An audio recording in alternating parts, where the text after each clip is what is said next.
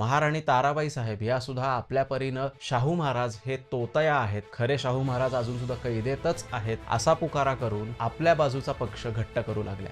या लढाईच्या सुरुवातीलाच थोरल्या शाहू महाराजांना पाहून धनाजी जाधवराव चालून आले आणि त्यांनी त्यांचा घोडा थोरल्या शाहूंच्या हत्तीपुढे थांबवला. ते उतरले घोड्यावरनं आणि त्यांनी जमिनीला स्पर्श करून त्रिवार मुजरा केला थोरल्या शाहू महाराजांना. त्यांना कळेना की थोरले शाहू महाराज सुद्धा आपले धनी आणि ताराराणी साहेबांचं तर त्यांनी मीठ खाल्लेलं, मग नेमकं कुणाच्या बाजूनं जावं. ह्याच त्यांच्या विवंचनेमध्ये त्यांनी एक विपरीत मार्ग निवडला आणि हिरकणी खाऊन त्यांनी आत्महत्या केली. ज्या शहरामध्ये राहून या अवघ्या हिंदुस्थानाचा कारभार थोरले शाहू महाराज पाहणार होते, त्या साताऱ्याला, त्या सप्तर्षीला, त्या अजिंक्यतारा किल्ल्याला पहिल्यांदा थोरल्या शाहूंचे स्वतंत्र होऊन पाय लागले. ते नोव्हेंबर 1707 या महिन्यामध्ये. 1725 साली झालेला हा तह हा वारणेच्या तहाचा पूर्वीचा तह आहे आणि या तहामध्ये म्हणजे दोन महाराज आपापल्या हत्तीवरती बसून लोकांचे मुजरे घेत पुष्पावृष्टी स्वीकारत मोठ्या दिमाखानं वाजत गाजत भेटीच्या ठिकाणी दाखल झाले. 13 एप्रिल 1731ला वारणेचा तह ठरला. हा तह साताऱ्यामध्येच ठरला आणि साताऱ्यामध्येच त्याच्यावरती स्वाक्षऱ्या सुद्धा झाल्या. 20 फेब्रुवारी 1707 आजच्या अहिल्यानगर जवळच्या भिंगार या गावामध्ये बादशहा औरंगजेब याचा मृत्यू झाला. गेली 27 वर्ष आलमगीर औरंगजेब बादशहा दिल्लीपासनं, आग्र्यापासनं, आपल्या कर्मभूमीपासनं दूर राहून महाराष्ट्रामध्ये एक जीवघेणं युद्ध खेळत होता. हे युद्ध होतं मराठ्यांच्या विरुद्ध, आदिलशाहीच्या विरुद्ध आणि कुतुबशाहीच्या विरुद्ध. आदिलशहा आणि कुतुबशहा या दोन सत्तांना तर बादशहानं सहज गिळंकृत केलं, परंतु मराठ्यांची सत्ता बादशहाला काही केल्या मुळासकट उखडून टाकता आली नाही. गेल्या 27 वर्षांचे बादशहाचे हे कष्ट वाया जातात की काय असा रंग आता दिसू लागला होता. बादशहा औरंगजेबाला सुद्धा आपण हारलो आहोत याची जाणीव मृत्यूपूर्वी काही दिवस झाली होती. त्यांनी आपला दक्षिणेतला मराठ्यांच्या विरुद्ध असलेला लढा आटोपता घेतला होता आणि तो दिल्लीला परत जाण्यासाठी म्हणून आजच्या अहिल्यानगर शहरातनं थोडासा पुढं छत्रपती संभाजीनगरच्या दिशेनं जात होता. इतक्यातच 88 वर्ष वय झाल्यामुळे वृद्धापकाळामुळे बादशहाचा मृत्यू झाला.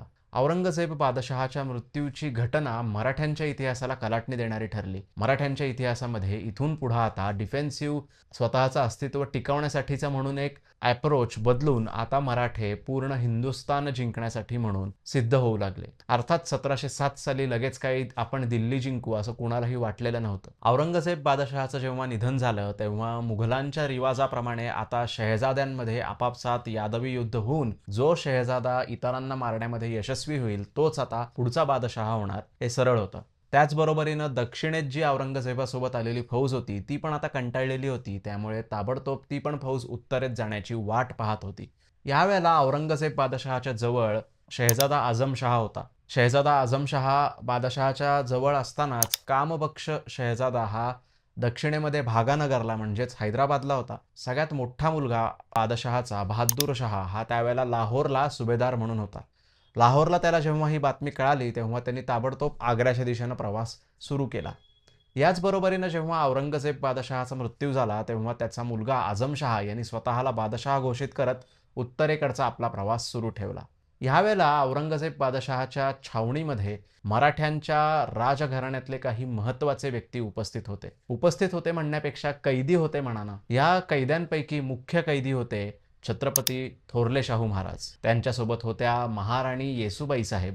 या दोन महत्त्वाच्या मराठेशाहीतल्या व्यक्तींना आझमशहानं सोबत घेऊन उत्तरेचा प्रवास सुरू केला. आझमशहा हा भोपाळच्या थोडंसं पुढं गेलेला होता मध्य प्रदेशमध्ये आणि इतक्यात त्यांनी शाहूराजेंची सुटका केली. ह्याच वेळेला एक मोठी गमतीची गोष्ट अशी आहे की ज्या गावामध्ये छत्रपती थोरल्या शाहू महाराजांना सोडण्यात आलं होतं, मोकळं करण्यात आलं होतं, ते परत दक्षिणेत यायला निघाले होते. हे गाव दोराहा या नावानं आहे. बघा ना, दोराहा म्हणजे काय तर दोन रस्ते जिथं फुटतात असं गाव. अर्थातच ह्यावेळेला दक्षिणेमध्ये छत्रपती राजाराम महाराजांचा मृत्यू झाल्यानंतर त्यांचे चिरंजीव छत्रपती दुसरे शिवाजी महाराज आणि महाराणी ताराबाई साहेब या राज्य करत होत्या. यावेळेला मराठ्यांची राजधानी ही सातारा शहर होती आणि साताऱ्यातनं महाराणी ताराबाई साहेब महाराष्ट्राचा कारभार, स्वराज्याचा कारभार पाहत होत्या. ह्या आधी सुद्धा जवळजवळ 2 ते 3 वेळा औरंगजेब जिवंत असताना छत्रपती थोरल्या शाहू महाराजांचा तोतया महाराष्ट्रात आल्याची बातमी होती. औरंगजेब बादशहा मृत्यूच्या पूर्वी थोडे दिवस मराठ्यांशी सुलूक करायचा प्रयत्न करत होता. त्याला असं वाटत होतं की आपण छत्रपती शाहू महाराजांना आपल्यातर्फे दक्षिणेत पाठवू आणि मराठ्यांच्या राज्यात दुफळी पैदा करू, मराठ्यांच्या राज्यात यादवी युद्ध भडकेल. अर्थातच पुढे शाहू महाराज दक्षिणेत आल्यावरती ही गोष्ट घडली, परंतु औरंगजेबानं शेवटपर्यंत शाहू महाराजांना स्वतंत्रपणे कारभार पाहू दिला नव्हता. औरंगजेब बादशहाच्या मृत्यूनंतर जवळजवळ 3 महिन्यांनी जून 1707 मध्ये थोरल्या शाहू महाराजांनी दक्षिणेचा रस्ता पकडला. थोरले शाहू महाराज नर्मदा नदी ओलांडून आजच्या खानदेशामध्ये येऊन उतरले. आजचा खानदेश म्हणजे धुळे जिल्हा, नंदुरबार जिल्हा या ठिकाणी ते आले आणि थोरल्या शाहू महाराजांनी लांबकानी या गावामध्ये मुक्काम केला आणि त्यांचा मुक्काम इथं जवळजवळ 1 महिना होता. जसं छत्रपती थोरले शाहू महाराज पत्र पाठवायला लागले सरदारांना, मानकऱ्यांना, तशाच पद्धतीनं महाराणी ताराबाई साहेब या सुद्धा आपल्या परीनं शाहू महाराज हे तोतया आहेत, खरे शाहू महाराज अजून सुद्धा कैदेतच आहेत असा पुकारा करून आपल्या बाजूचा पक्ष घट्ट करू लागल्या. जोपर्यंत छत्रपती थोरले शाहू महाराज लांब होते, महाराष्ट्रात नव्हते, साताऱ्याच्या जवळ नव्हते, तोपर्यंत लोकांना ही तोतयाची गोष्ट खरी सुद्धा वाटली. परंतु लांबकानीला छत्रपती थोरल्या शाहूंना पहिला कोणी मानकरी, पहिले कोणी सरदार सामील झाले असतील, येऊन मिळाले असतील तर ते परसोजी भोसले. परसोजी भोसले हे नागपूरकर भोसल्यांचे मूळ पुरुष. परसोजी भोसल्यांनी छत्रपती शाहू महाराजांच्या पायी निष्ठा वाहिली, खऱ्या अर्थानं पहिले सरदार ते येऊन मिळाले. त्याच्या पाठोपाठच खंडोबल्लाळ चिटणीस, अंबाजीपंत पुरंदरे आणि बाळाजी विश्वनाथ हे सगळे लोक त्यांना हळूहळू येऊन मिळू लागले. पुढं 2 ते 3 महिने गेले आणि ऑक्टोबर 1707ला थोरल्या शाहू महाराजांचा मुक्काम आजच्या अहिल्यानगर जवळ आला. आजच्या अहिल्यानगर जवळ थोरल्या शाहू महाराजांचा मुक्काम आल्यानंतर इथं त्यांना बरीच मानकरी सरदार मंडळी येऊन भेटली. थोरले शाहू महाराज आणि त्यांच्यासोबत काही निवडक फौज यावेळेला उपस्थित होती. अहिल्यानगरला आल्यावरती मराठेशाहीतल्या बऱ्याच मानकऱ्यांना ही खात्री पटली, हेच खरे गादीचे वारसदार आहेत. थोरल्या शाहू महाराजांचा कोणी तोतया उपस्थित नाहीये. मुख्य सरदारांची नावं घ्यायची झाली तर हैबतराव निंबाळकर, नेमाजी शिंदे, खंडोबल्लाळ चिटणीस अशी अनेक मंडळी, देशमुख, देशपांडे, पाटील, वतनदार मंडळी सुद्धा थोरल्या शाहू महाराजांकडे येऊन सामील झाली. अहिल्यानगरवरनं थोरल्या शाहू महाराजांनी साताऱ्याला ताराबाई साहेबांना पत्र पाठवलं की आम्ही खरेखुरे वारसदार आहोत आणि आम्ही छत्रपती पदाचा कारभार स्वीकारून राज्यकारभार पाहू, आपण मार्गदर्शन करावं आम्हाला. परंतु ताराराणी साहेबांना काही ही गोष्ट फार पटली नाही आणि त्यांनी त्यांच्या परीनं छत्रपती थोरल्या शाहूंचा विरोध सुरूच ठेवला. ह्यावेळेला ताराबाई साहेबांच्या बाजूनं मुख्य जी माणसं होती ती होती कापशीकर घोरपडे, रामचंद्र पंत अमात्य बावडेकर आणि शंकराजी नारायण पंत सचिव ही काही जुनी जाणती मंडळी त्यांच्या बाजूने होती आणि त्यांनी अखेरपर्यंत ताराबाई साहेबांसोबतच आपलं इमान कायम ठेवलं. हे सगळं सुरू असतानाच थोरल्या शाहू महाराजांना अहिल्यानगर इतकं आवडलं की त्यांचा काही काळ असा विचार होता की अहिल्यानगरला राजधानी करूयात. ह्यापूर्वी सुद्धा स्वराज्य संकल्पक शहाजी महाराज साहेब यांनी नगरच्या निजामशाहीसाठी म्हणून मोठा संघर्ष केलेला होता. तर अर्थातच या निजामशाहीची राजधानी ही अहिल्यानगर होती, त्यामुळे थोरल्या शाहूंच्या मनात काही काळासाठी ही राजधानी करावी असा विचार होता. परंतु अहिल्यानगर हे त्यावेळेला अगदी मुघलांच्या मुलखाच्या जवळ होतं.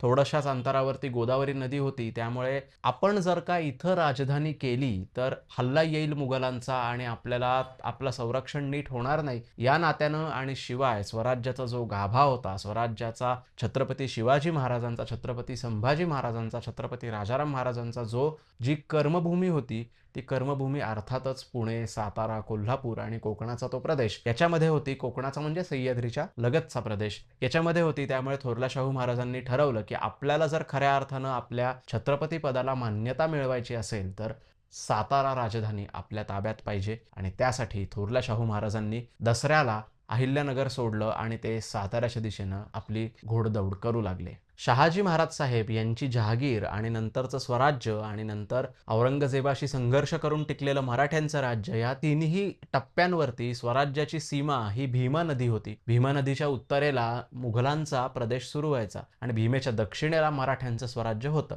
ही गोष्ट अगदी स्वराज्य जेव्हा छोटं होतं तेव्हाची आहे. स्वराज्य हळूहळू हळूहळू मोठं होऊन साम्राज्यात रूपांतर होऊ लागलेलं होतं.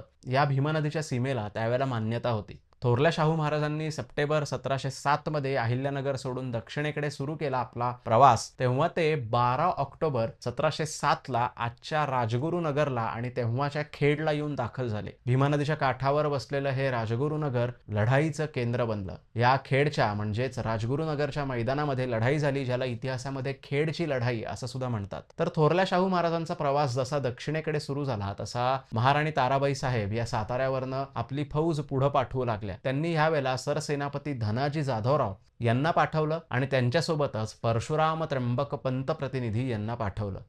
खेडच्या या मैदानामध्ये लढाई सज्ज झाली. थोरल्या शाहूंच्या बाजूने खंडोबल्लाळ चिटणीस, परसोजी भोसले, हैबतराव निंबाळकर अशी सगळी मंडळी सिद्ध झाली. या लढाईच्या सुरुवातीलाच थोरल्या शाहू महाराजांना पाहून धनाजी जाधवराव चालून आले आणि त्यांनी त्यांचा घोडा थोरल्या शाहूंच्या हत्तीपुढे थांबवला. ते उतरले घोड्यावरनं आणि त्यांनी जमिनीला स्पर्श करून त्रिवार मुजरा केला थोरल्या शाहू महाराजांना. थोरल्या शाहू महाराजांनी ताबडतोब त्यांच्या मुजऱ्याचा स्वीकार करत त्यांना उचललं आणि आलिंगन दिलं आणि अशा पद्धतीनं सेनापती धनाजी जाधवराव थोरल्या शाहू महाराजांच्या बाजूने आले. परशुराम त्र्यंबक पंत प्रतिनिधी यांनी मात्र अखेरपर्यंत लढाई चालवली, परंतु सेनापतीच जर का शाहू महाराजांच्या बाजूने असतील तर लढाई कितीशी वेळ चालणार. थोरल्या शाहू महाराजांना विजय मिळाला आणि परशुराम त्र्यंबक पंत प्रतिनिधी खेडवरनं राजगुरुनगरवरनं पाठीमागे सरकून चाकणच्या संग्रामदुर्ग किल्ल्याचा आश्रय करून राहिले. ही बातमी जेव्हा साताऱ्याला ताराराणी साहेबांना कळाली तेव्हा ताराराणींनी ताबडतोब पन्हाळ्याकडे आपलं प्रस्थान ठेवलं आणि साताऱ्याची राजधानी परशुराम त्र्यंबक पंत प्रतिनिधींच्या ताब्यात देऊन निघून गेल्या. अर्थात परशुराम पंत प्रतिनिधी यावेळेला चाकणच्या किल्ल्यात होते, त्यामुळे त्यांच्या एका मुतालिकानं सातारा किल्ल्याचा ताबा घेतला आणि आता हळूहळू पारडं थोरल्या शाहू महाराजांच्या बाजूने झुकायला लागलं. चाकणच्या किल्ल्यावरती लगेच ताबडतोब थोरल्या शाहू महाराजांनी हल्ला केला आणि संग्रामदुर्ग थोरल्या शाहू महाराजांच्या ताब्यात आला. याच वेळेला लोहगड, विसापूर हे किल्ले सुद्धा थोरल्या शाहू महाराजांच्या ताब्यामध्ये आले. जेव्हा चाकण त्यांच्या ताब्यात आलं तेव्हा परशुराम त्र्यंबक पंत प्रतिनिधी साताऱ्याच्या अजिंक्य तारा किल्ल्यावरती जाऊन सिद्ध झाले आणि तिथं ते लढाई करायची तयारी करू लागले. थोरल्या शाहू महाराजांनी साताऱ्याच्या दिशेने आपला प्रवास सुरूच ठेवला आणि 27 ऑक्टोबर 1707 ला शिरवळला येऊन ते दाखल झाले. शिरवळ हे भोरच्या पंत सचिवांच्या ताब्यामध्ये होतं त्यावेळेला आणि शंकराजी नारायण पंत सचिव हे भोरच्या अगदी जवळ शिरवळलाच राहत होते. शिरवळला जेव्हा थोरले शाहू महाराज आले तेव्हा शंकराजी नारायण पंत सचिवांची मोठीच कोंडी झाली. त्यांना कळेना की थोरले शाहू महाराज सुद्धा आपले धनी आणि ताराराणी साहेबांचं तर त्यांनी मीठ खाल्लेलं, मग नेमकं कुणाच्या बाजूने जावं. ह्याच त्यांच्या विवंचनेमध्ये त्यांनी एक विपरीत मार्ग निवडला आणि हिरकणी खाऊन त्यांनी आत्महत्या केली. किती मोठी दुर्दैवाची गोष्ट आहे बघा की यादवी युद्धामध्ये कोणत्या धन्याच्या बाजूनं आपलं इमान द्यावं हे न कळाल्यामुळे एकनिष्ठ सेवकानं हिरकणी खाऊन आत्महत्या केली. त्यांच्या पाठोपाठ त्यांच्या पत्नी या सुद्धा सती गेल्या आणि त्यांचे जे चिरंजीव होते नारोशंकर यांना थोरल्या शाहू महाराजांनी आपल्या जवळ घेतलं आणि त्यांचा कारभार थोरले शाहू महाराज पाहू लागले. अशा पद्धतीनं पंत सचिव सुद्धा आता थोरल्या शाहू महाराजांच्या बाजूनं आले. पंत सचिव थोरल्या शाहू महाराजांकडे आलेत म्हटल्यावरती किल्ले राजगड, किल्ले तिकोणा, किल्ले तोरणा, किल्ले मलंगगड, चंदनवंदन, वासोटा हे सगळे किल्ले थोरल्या शाहू महाराजांच्या ताब्यात आले. त्यांना लढाई करावी लागली नाही. शिरवळची ही घटना ऐकल्यावरती तर पंतप्रतिनिधींनी अधिकच किल्ला लढवायची तयारी केली साताऱ्याचा आणि ताराबाई साहेबांना अजून एक मोठा धक्का बसला. पुढे लगेच ताबडतोब नोव्हेंबर महिन्यामध्ये थोरले शाहू महाराज साताऱ्याला येऊन पोहोचले आणि त्यांनी अजिंक्य तारा किल्ल्याला वेढा घातला. नोव्हेंबर 1707 हा महिना फार महत्वाचा आहे कारण यावेळेला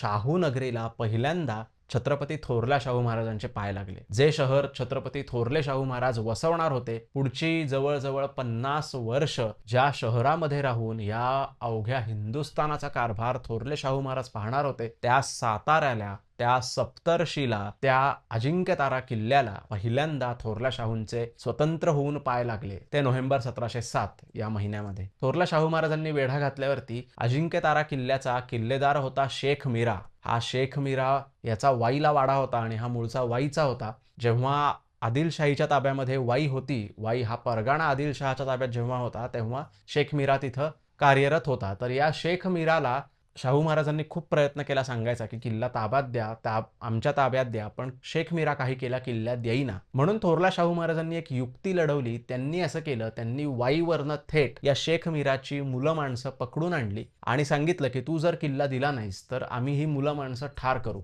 आता हे सांगितल्यावरती शेख मीराचे धाबे दणाणले आणि तो म्हटला की मी किल्ला द्यायला तयार आहे. तो किल्ला द्यायला तयार झाल्यावरती परशुराम त्र्यंबक पंतप्रतिनिधी काहीही केल्या किल्ला द्यायचा नाही म्हणून अडून बसले. शेख मीरा किल्लेदारांना काय करावं तर त्यांनी ह्या परशुराम त्र्यंबक पंतप्रतिनिधींना कैद केलं आणि साताऱ्याच्या अजिंक्यतारा किल्ल्यामध्ये थोरल्या शाहू महाराजांचा प्रवेश झाला. स्वराज्याच्या छत्रपतींचे पाय अजिंक्यताराला पुन्हा एकदा लागले आणि माघ शुद्ध प्रतिपदा शके 1629 शनिवारी दिनांक 12 जानेवारी 1708 ला छत्रपती शाहू महाराजांचा राज्याभिषेक झाला. स्वराज्याचे 5वे छत्रपती म्हणून आणि सातारा गादीचे पहिले छत्रपती म्हणून थोरले शाहू महाराज विराजमान झाले. 5वे छत्रपती असं का तर पहिले छत्रपती शिवाजी महाराज, दुसरे छत्रपती संभाजी महाराज, तिसरे छत्रपती राजाराम महाराज आणि 1700 ते 1707 या कालावधीमध्ये असलेले छत्रपती शिवाजी राजे दुसरे हे आणि मग छत्रपती थोरले शाहू महाराज. थोरल्या शाहू महाराजांचा राज्याभिषेक झाला म्हटल्यावरती लगेच त्यांनी अष्टप्रधान मंडळ नेमलं. त्यांचं अष्टप्रधान मंडळ नेमताना त्यांची नावं तर मी सांगणारच आहे, परंतु आपल्याला एक गोष्ट अशी लक्षात येते की अष्टप्रधान मंडळाची सुद्धा विभागणी झालेली होती. म्हणजे अष्टप्रधान मंडळातले जे मानकरी होते यांची सुद्धा कोल्हापूर आणि सातारा अशी विभागणी ह्या वेळेला झालेली आपल्याला दिसते आणि ती प्रामुख्यानं पुढं अगदी 1949 पर्यंत जेव्हा कोल्हापूरचे संस्थान पूर्णतः भारतामध्ये विलीन झालं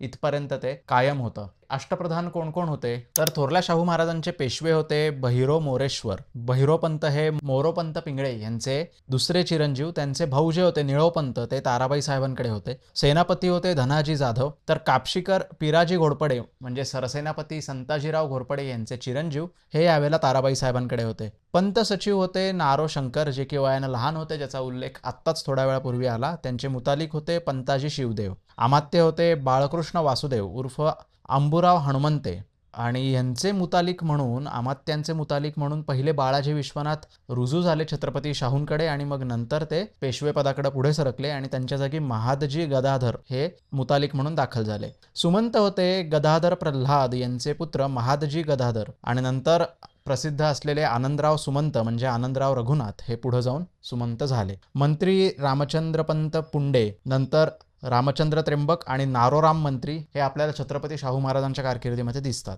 न्यायाधीश होते होनाजी अनंत. पंडितराव होते महादजी गदाधर आणि नंतर मुदगल भट उपाध्याय. प्रतिनिधी होते सुरुवातीला गदाधर प्रल्हाद, कारण परशुराम त्र्यंबक पंतप्रतिनिधी हे कैदेमध्ये होते. त्याच्यानंतर परशुराम त्र्यंबक पंतप्रतिनिधी यांचं घराणं छत्रपतींकडे पंतप्रतिनिधी म्हणून आलं. पुढे काही वर्षांनी 1710 साली परशुराम त्र्यंबक पंतप्रतिनिधी यांना छत्रपती शाहू महाराजांनी आपलंसं केलं, त्यांना माफ केलं आणि त्यांना पंतप्रतिनिधी पदाची वस्त्र देण्यात आली. तर अशा प्रकारे आपण बघू शकतो की पेशवे पद, सेनापती पद, अमात्य पद, पंतप्रतिनिधींचं पद ह्याच्यामध्ये विभागणी झालेली होती दोन्हीकडे यावेळेला.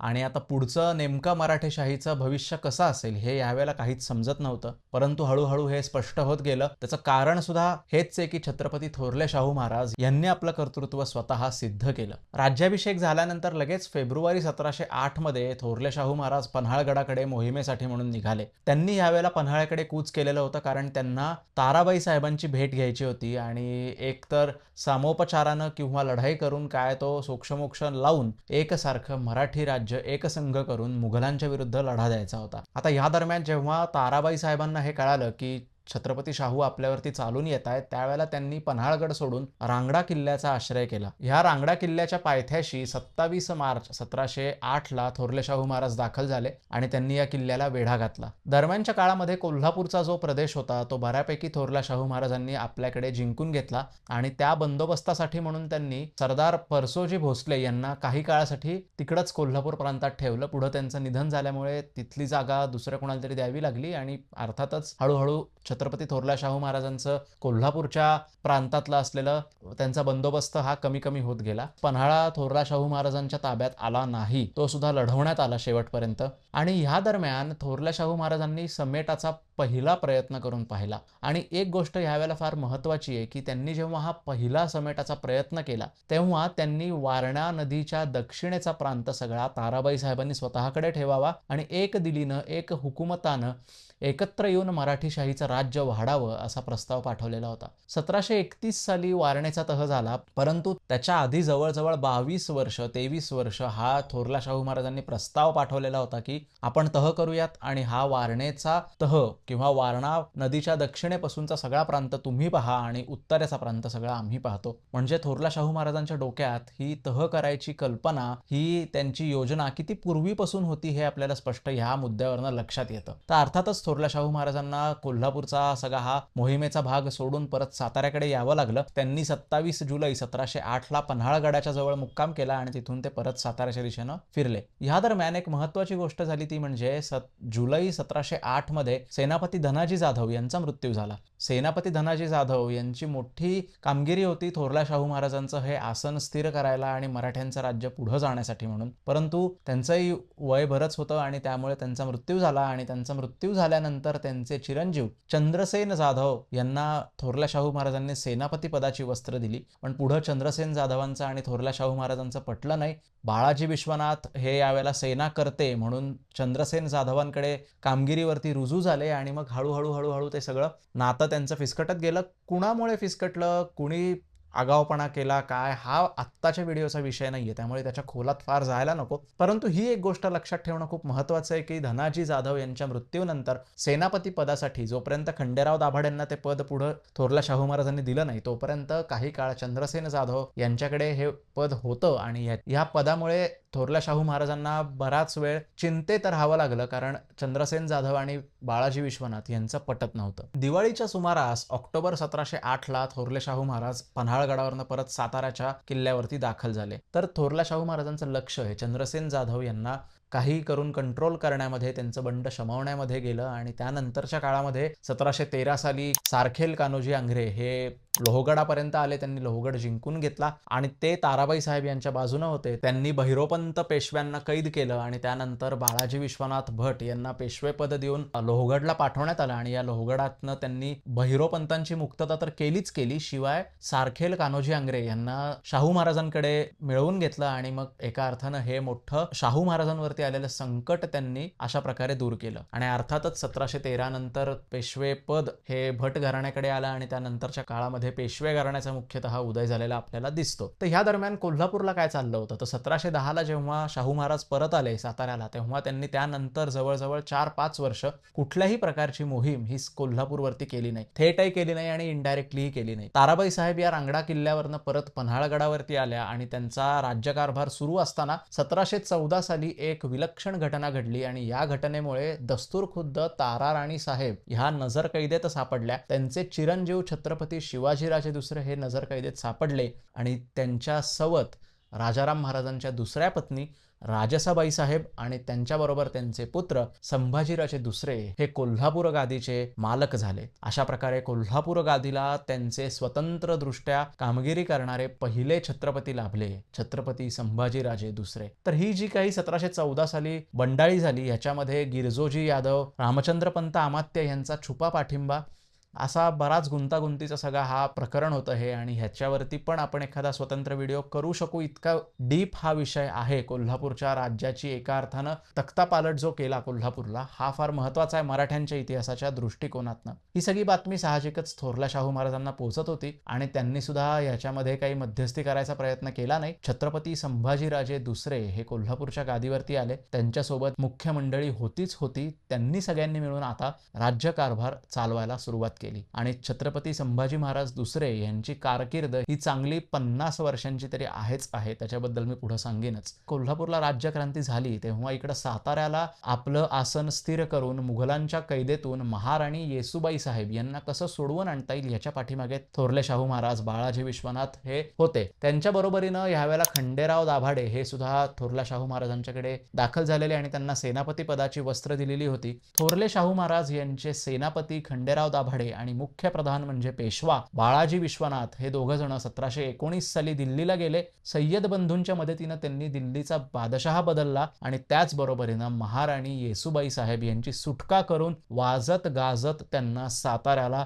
राजधानीमध्ये त्यांच्या मुलाजवळ छत्रपती शाहूंच्या जवळ दाखल केलं. तर आपण असं म्हणू शकतो एका अर्थानं की 1714 म्हणजे कोल्हापूरची राज्यक्रांती झाल्यानंतर 1720 पर्यंत बाळाजी विश्वनाथ भटांचा मृत्यू होईपर्यंत ही 6 वर्ष शाहू महाराजांचं महाराजांसाठी खूप धामधुमीची होती आणि 1719 साली जेव्हा सय्यद बंधूंकडनं 3 सनदा मराठ्यांना मिळाल्या, शाहू महाराजांना मिळाल्या, चौथाई सरदेशमुखी आणि स्वराज्याची सनद, तेव्हा साहजिकच थोरल्या शाहू महाराजांच्या राज्याला, त्यांच्या आसनाला एक स्थिरता प्राप्त झाली आणि इथून पुढे आता साताऱ्याचं राज्य हेच मुख्य राज्य, थोरलं राज्य असं हळूहळू दिसू लागलं. तर ह्या 6 वर्षात राज्याच्या या धामधुमीमुळे, गडबडीमुळे या यादवी युद्धात काही फारशी वाढ झाली नाही किंवा हे युद्ध पेटून उठलं नाही. पहिली 6 वर्ष हे संभाजीराजे आणि राजसबाई यांना सुद्धा आपलं आसन स्थिर करण्यामध्ये, मुलकी व्यवस्था लावण्यामध्ये गेलं. त्यानंतर मात्र पुढची जी 5 वर्ष आहेत 1720 ते 1725 थोरल्या बाजीराव पेशव्यांच्या पेशवेपद प्राप्तीनंतरचा हा काळ आहे आणि ह्याच्यामध्ये निजाम म्हणजे आसफ जहा पहिला हा हैदराबादचा निजाम म्हणून दाखल झालाय दक्षिणेत आणि हैदराबादचा निजाम काही पूर्वापार दक्षिणेत राहणारा माणूस नव्हता. तो मूळचा इराणचा. तो तिकडनं इकडं दक्षिणेत आला आणि त्याने स्वतःचं स्वायत्त राज्य नवाबी स्थापन केली. 1725च्या पूर्वी साखर खरड्याला लढाई झाली आणि या साखर खरड्याला फत्ते खरडा असं सुद्धा म्हणतात. तर ह्या दरम्यान साखर खरड्याच्या लढाईनंतर निजाम हा दक्षिणेचा सुभेदार बनला आणि आता तो हैदराबादला आणि छत्रपती संभाजीनगरला आपलं ठाणं कायम करून मराठ्यांना प्रतिस्पर्धी म्हणून दक्षिणेच्या कारभारामध्ये तो आता लक्ष घालू लागला. तो म्हणायला लागला की भागानगर आणि सुभे औरंगाबाद म्हणजे छत्रपती संभाजीनगर ह्याची सरदेशमुखी आणि चौथाई मी देणार नाही. आणि इथून पुढे थोरले बाजीराव आणि निजामामध्ये संघर्ष झाला, ही गोष्ट आहेच आहे. परंतु ह्या संघर्षाला कोल्हापूर आणि सातारा या गादीची संघर्षाची सुद्धा एक छोटीशी किनार आहे. ती अशी की 1725 साली निजामानं आगाऊपणा करत, राजनीती खेळत छत्रपती संभाजी महाराजांच्या कडे कोल्हापूरला प्रस्ताव पाठवला की तुम्ही आम्हाला येऊन सामील व्हा, आपण दोघं मिळून छत्रपती शाहू महाराजांचं हे राज्य खिळखिळं करू. जेव्हा साताऱ्याला शाहू महाराजांना हे समजलं की छत्रपती संभाजीराजे हे निजामाला जाऊन सामील झालेले आहेत, तेव्हा त्यांनी असं ठरवलं की आपण तह करून पहिले संभाजीराजेंशी सुलूक करू.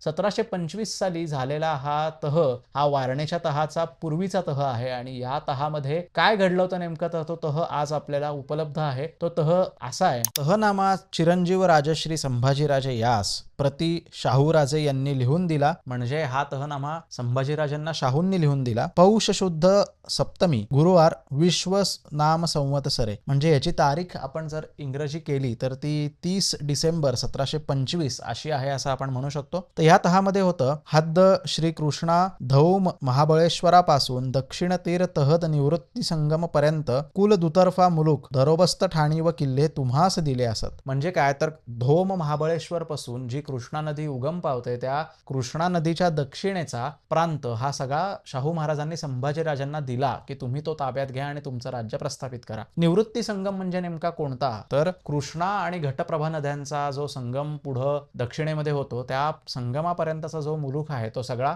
थोरल्या शाहू महाराजांनी संभाजी महाराजांना दिला. दुसरं श्री सावित्री नदी संगमापासून तहद समुद्रागिनी पर्यंत दक्षिण तीर जंजीर कोट किल्ले सुद्धा व ठाणी दरोबस्त महाल अंकोले पर्यंत तुम्हास दिले असत. आता सावित्री नदीच्या संगमापासून ते अगदी समुद्रागिनी पर्यंत दक्षिण तीराचे सगळे जंजिरे म्हणजे पाण्यातला दुर्ग, कोट किल्ले सुद्धा, ठाणी सुद्धा, महाल हे अंकोले पर्यंत तुम्हाला दिले असत. आता अंकोले हे कारवारच्या दक्षिणेला असलेलं एक महत्वाचं ठाणं, इथपर्यंत सगळा प्रांत तुम्हाला दिलाय असं शाहू महाराज म्हणतात. पुढचा मिरज प्रांत व विजापूर प्रांताची ठाणी देखील आथणी तासगाव वगैरे तुम्ही आमच्याकडे स्वाधीन करावे. म्हणजे तासगाव, आथणी, मिरज ही जी ठाणी त्यावेळेला कोल्हापूरच्या महाराजांकडे होती ही शाहू महाराजांना द्यावी. हे कलम तुम्हाला वारणेच्या तहात सुद्धा दिसेल. त्याचं कारण असं आहे, हे कलम महत्वाचं आहे कारण मिरज, आथणी आणि हा सगळा जो प्रांत होता हा उदाजी चव्हाण यांच्या जहागिरीत येणारा हा प्रांत होता आणि त्यांच्याशी लढवून शाहू महाराजांना नंतर हे जिंकून घ्यावं लागलं. इकडील चाकर तुम्ही ठेवू नये, तुम्हाकडील चाकर आम्ही ठेवू नये. आता साहजिकच हे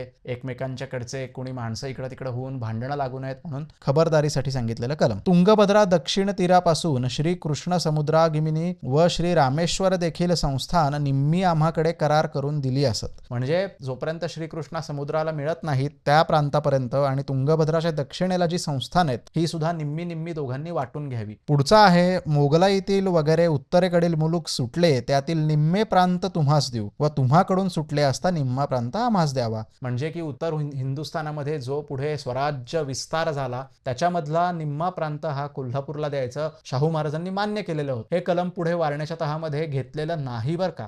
त्यामुळे हे महत्त्वाचं आहे की 1725 साली निम्मी निम्मी वाटणी करायला शाहू महाराज तयार होते. तुम्हाशी जे जे वैर करतील त्यांचे पारपत्य आम्ही करावे, आम्हासी जे वैरी करतील त्यांचे पारपत्य तुम्ही करावे, तुम्ही आम्ही एक विचारे राज्यवृद्धी करावी. हा तर अगदी सगळ्यात काय म्हणूयात मॉरली सगळ्यात महत्त्वाचा आणि प्रतिष्ठित असा हा कलम किंवा ही अट होती. आणि पुढं मग 59 कलमे करार करून तहनामा लिहून दिला असे. सदरहू प्रमाणे आम्ही चालू काही अंतर येणार नाही. मोर्तब म्हणजे बघा 1725 साली हा तहनामा छत्रपती थोरल्या शाहू महाराजांनी लिहून दिला संभाजीराजांना. या तहात काय होतं मुख्य तर स्वराज्याची निम्मी निम्मी वाटणी एका अर्थानं सातारा कोल्हापूरमध्ये झालेली होती. आपल्याला आज सुद्धा जाणवत असेल की साताऱ्याचं जे संस्थान होतं ते पुढं पेशवे, शिंदे, होळकर, नागपूरकर भोसले, गायकवाड, दाभाडे, पंतप्रतिनिधी, अक्कलकोटचे राजे भोसले अशा बहुतेक सरदारांनी इतकं मोठं केलं आणि ते सगळे सरदार हे छत्रपतींना मानत असत साताऱ्याच्या. त्या मानानं कोल्हापूरचं राज्य हे आजच्या कोल्हापूर जिल्ह्यापर्यंत किंवा थोडंसं अजून कर्नाटक बेळगावापर्यंत मर्यादित का राहिलं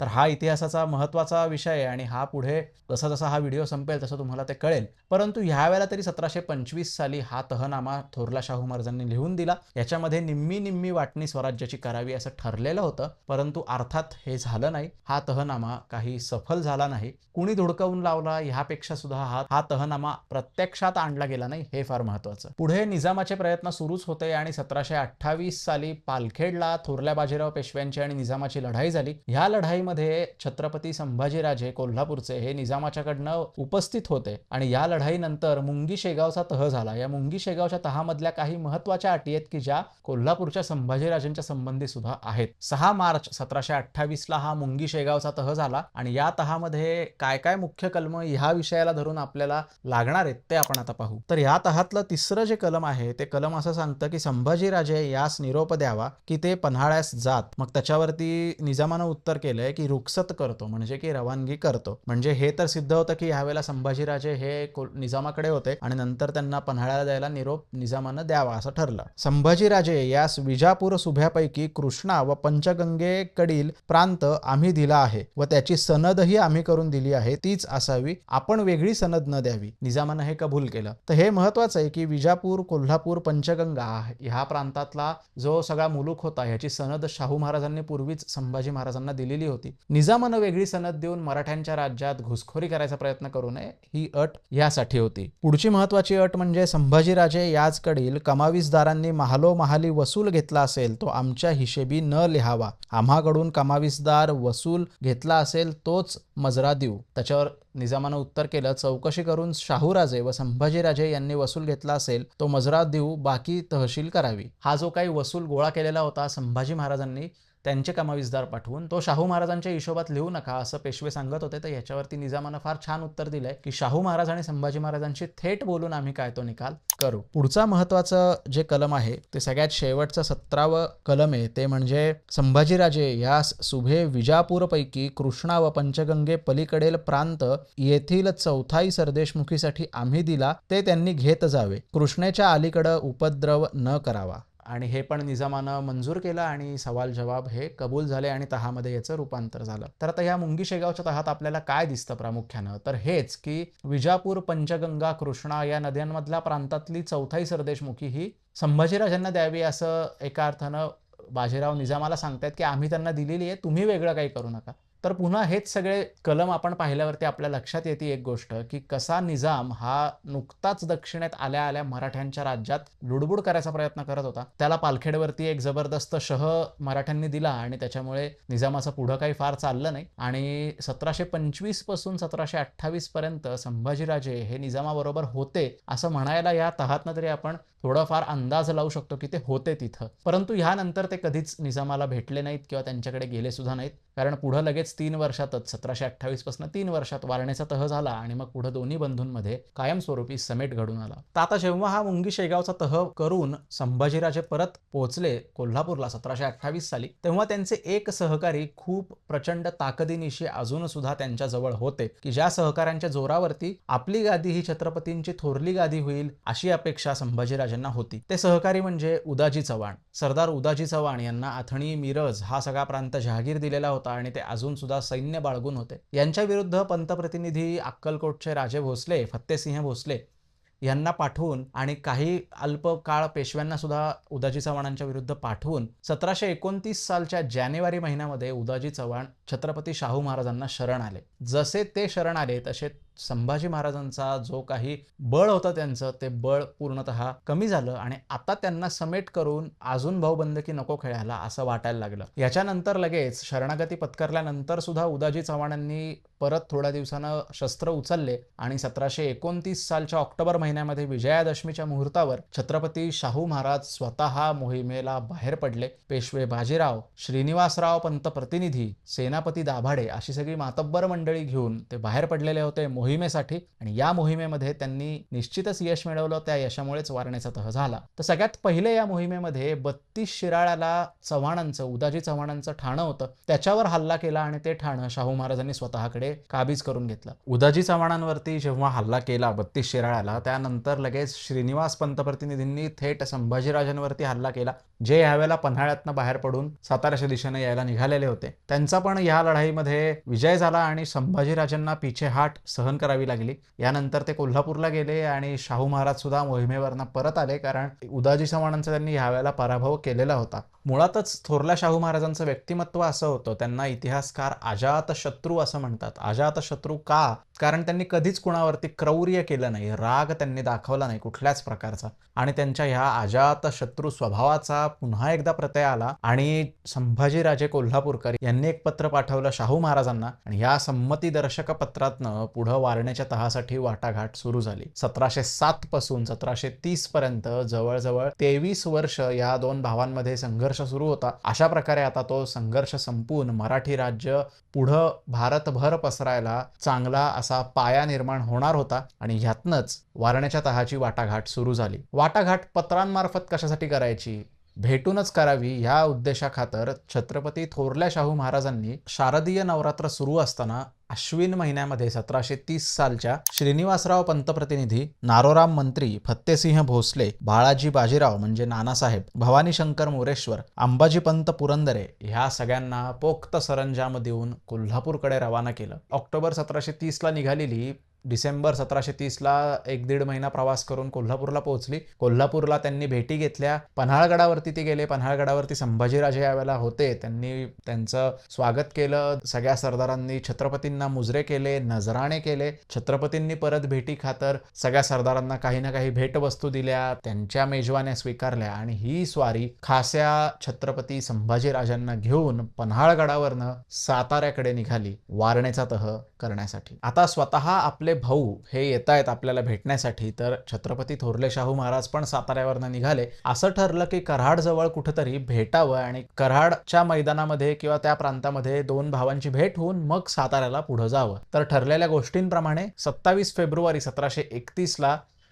कराडजवळ जखीणवाडी या गावाच्या मैदानामध्ये छत्रपती शाहू महाराज आणि छत्रपती संभाजी महाराज यांच्या भेटी झाल्या. या भेटीचं वर्णन एका पत्रामध्ये आलंय, तेच आपण थेट वाचून पाहूयात. श्रीपतराव म्हणजे श्रीपतराव पंतप्रतिनिधी व नारोराम मंत्री वाठारहून उंब्रजला गेले. सफाईची बोलणी समजविली. कुणाला समजविली? संभाजी महाराजांना. शाहूराजेंनी कराडावर श्रीकृष्णातीरी डेरे देऊन मुक्काम करविला. म्हणजे की कोल्हापूरवरनं येणाऱ्या संभाजी महाराजांच्या आधी छत्रपती थोरले शाहू महाराज हे पोहोचलेले होते कृष्णेकाठी कराडला. जखीणवाडीपासून वाठार पावेतो उभयतांकडील संपूर्ण सरदार वगैरे मिळून 2 लक्ष पावेतो जथ्था झाला. म्हणजे की 2 लाख लोक या बंधूंच्या भेटीसाठी म्हणून एकत्र जमली. उभय महाराजांच्या स्वाऱ्या हत्तीवर बसून बिछाईतीवरून मोठ्या मिरवणुकीने लोकांचे मुजरे घेत घेत भेटीच्या जागे पावेतो आल्या. म्हणजे 2 महाराज आपापल्या हत्तीवरती बसून लोकांचे मुजरे घेत पुष्पावृष्टी स्वीकारत मोठ्या दिमाखानं वाजत गाजत भेटीच्या ठिकाणी दाखल झाले. थोडे अंतर राहिल्यावरती उभयता महाराज हत्तीवरून उतरून स्वार झाले. म्हणजे की भेटीचं अंतर जवळ आल्यावरती हत्तीवरनं उतरून ते घोड्यावर स्वार झाले. नजीक आल्यावर उभयता घोड्यावरून उतरले. म्हणजे अजून जवळ आल्यावरती ते थेट घोड्यावरनं उतरून पायी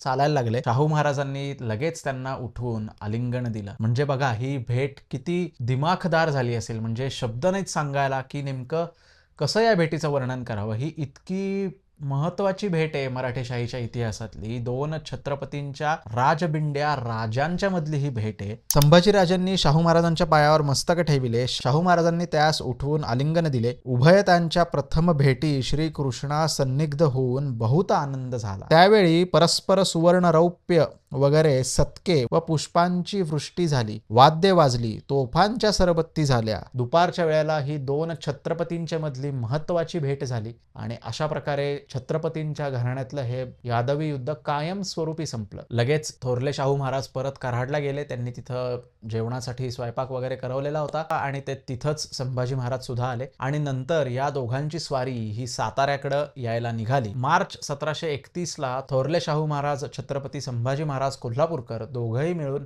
साताऱ्याला दाखल झाले.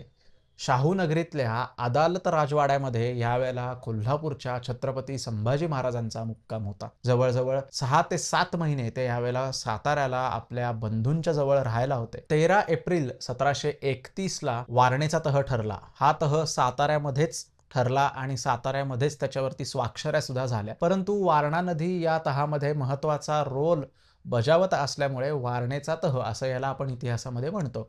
वास्तविक वारणेच्या काठावर जाऊन शपथा घेऊन काही तह केला होता अशातला भाग नाही. हा तह साताऱ्यालाच झाला.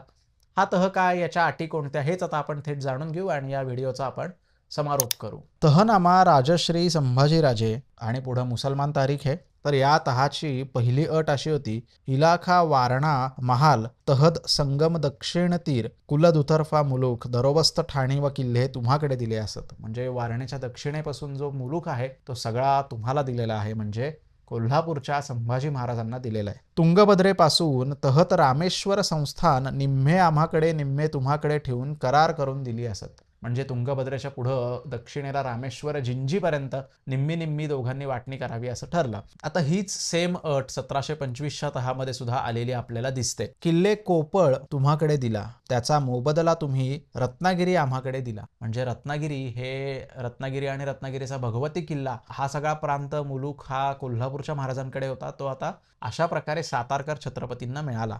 वडगावचे ठाणे पाडून टाकावे. वडगावचं ठाणं हे वडगावच्या थोरातांचं ठाणं होतं, ते पाडून टाकावं असं ठरलं. तुम्हाशी जे जे वैर करतील त्यांचे पारिपत्य आम्ही करावे, आम्ही तुम्ही एक विचारे राज्यवृद्धी करावी. हे कलम सुद्धा मागच्याच तहात आलेलं आहे.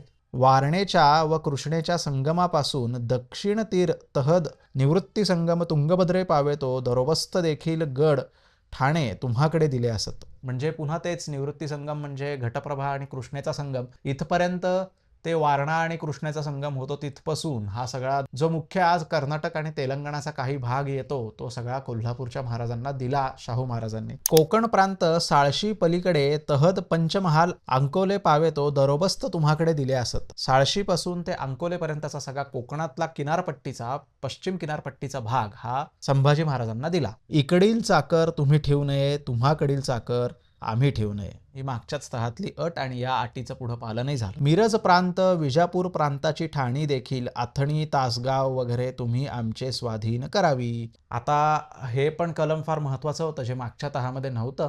एकूण कलम 9 करार करून तहनामा दिला असे सदरहू प्रमाणे आम्ही चालू, यास अंतराय होणार नाही. म्हणजे बघा, हा 9 कलमी वारणेचा तह साताऱ्याला ठरला आणि आता ह्या तहात पुढं काय काय काय काय पाळलं गेलं, या तहातलं काय कसं अंमलात आलं ह्याच्याबद्दल आपण थोडंसं जाणून घेऊ. तर जे 5वं कलम होतं या तहातलं की तुम्हासी जे वैर करतील त्यांचे पारिपत्य आम्ही करावे, तुम्ही आम्ही मिळून एक विचारे राज्यवृद्धी करावी. हे आणि 8वं कलम इकडील चाकर तुम्ही ठेवू नये, तुम्हाकडील चाकर आम्ही ठेवू नये. ही 2 कलमं पुढं पाळली गेली मराठ्यांच्या इतिहासामध्ये अगदी इंग्रज हस्तक्षेप करेपर्यंत. नंतर जे 3रं कलम होतं ते कलम सुद्धा अंमलात आलं. 3रं कलम म्हणजे किल्ले कोपळ हा संभाजी महाराजांना दिला कोल्हापूरच्या आणि त्या बदल्यात रत्नागिरी ताबडतोब लगेच लढाई न करता सातारच्या छत्रपतींकडे आलं. शेवटचं 9वं कलम मिरज प्रांत आणि विजापूरची जी ठाणी आहेत ही काही केल्या कोल्हापूरकर महाराजांनी स्वतःहून सोडून दिली नाहीत. पुढे छत्रपती थोरल्या शाहू महाराजांनी स्वतः एक मोहीम केली मिरजला आणि तिथनं तो मिरजचा किल्ला,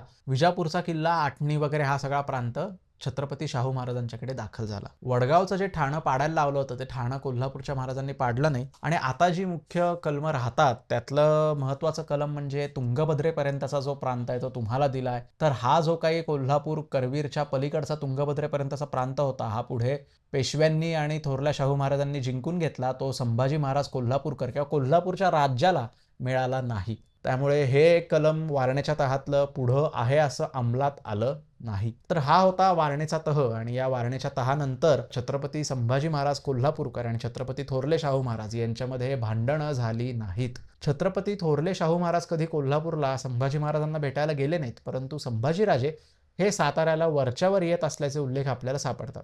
छत्रपती थोरल्या शाहू महाराजांचा 15 डिसेंबर 1749ला साताऱ्याला मृत्यू झाला, तर 12 डिसेंबर 1760ला संभाजी महाराज कोल्हापूरकर यांचा मृत्यू झाला. या दोन बंधूंच्या मृत्यूनंतर सुद्धा पुढे वारणेचा तह हा कोल्हापूर आणि सातारा या दोन्ही राजघराण्यांमध्ये पाळला गेला. मुळात ही दोन्ही राजघराणी एकच. छत्रपती शिवाजी महाराजांचे हे वारसदार यांनी आजतागायत हा तह पाळला आणि अशा प्रकारे वारणेचा तह जितका इतिहास अभ्यासकांना महत्त्वाचा आहे तितकाच तो वर्तमानात सुद्धा महत्त्वाचा आहे. कारण आज सुद्धा साताऱ्याला आणि कोल्हापूरला छत्रपतींचे वारसदार नावारूपानं अभिमानानं समाजामध्ये वावरताना, राजकारणामध्ये वावरताना आपल्याला दिसतात. तुम्हाला हा व्हिडिओ कसा वाटला हे मला नक्की कळवा. मागच्या वेळेला सांगितल्याप्रमाणे हिंदी चॅनल लवकरच लॉन्च करतोय, त्यालाही सबस्क्राईब करा. आणि हो, मी महादजी शिंद्यांची जी सिरीज केलेली आहे त्याचा एक शेवटचा भाग राजपूतान्यातल्या मेडता आणि चित्तोडगडची लढाई या 2 लढाया सांगायच्या राहिलेल्या आहेत. त्याच्यावरती काही साधनं मला मिळत नव्हती जी मी मिळवलेली आहेत आता. तर लवकरच ह्या व्हिडिओच्या नंतर तो व्हिडिओ मी आणीन. महादजी शिंद्यांची ही सिरीज लवकर पूर्ण नाही केल्याबद्दल तुमच्या सगळ्यांची मी दिलगिरी व्यक्त करतो. कारण मुळातच कसं आहे की महादजी शिंद्यांच्या सिरीजसाठी साधनं भरपूर लागणार होती. ती साधनं मिळवण्यासाठी आणि तुमच्या पुढे एक चांगला रिसर्च केलेला सोपा नॅरेटिव्ह कॉन्टेंट मांडण्यासाठी थोडा अभ्यास करावा लागला आणि दरम्यानच्या काळात बाकीचे व्हिडिओ शूट करून ठेवलेले होते, एडिट केलेले होते म्हणून ते पोस्ट केले. तर ती सिरीज निम्म्यावर सोडायचा विचार मुळीच नाही. ती सिरीज पुढच्या एपिसोड बरोबर पूर्ण होईल. लवकरच नवीन सिरीज घेऊन पुन्हा एकदा भेटू आणि हो, लवकरच आउटडोअर लोकेशन्सला पण जिथं इतिहास घडला तिथं जाऊन ती गोष्ट आपण जाणून घेऊ. तितक्याच डिटेलिंगनं, तितक्याच साध्या सोप्या शैलीमध्ये. चॅनल सबस्क्राईब केलं नसेल तर नक्की करा. कमेंट्समध्ये कळवा हा व्हिडिओ कसा वाटला. हा व्हिडिओ जास्तीत जास्त लोकांपर्यंत शेअर करा. धन्यवाद.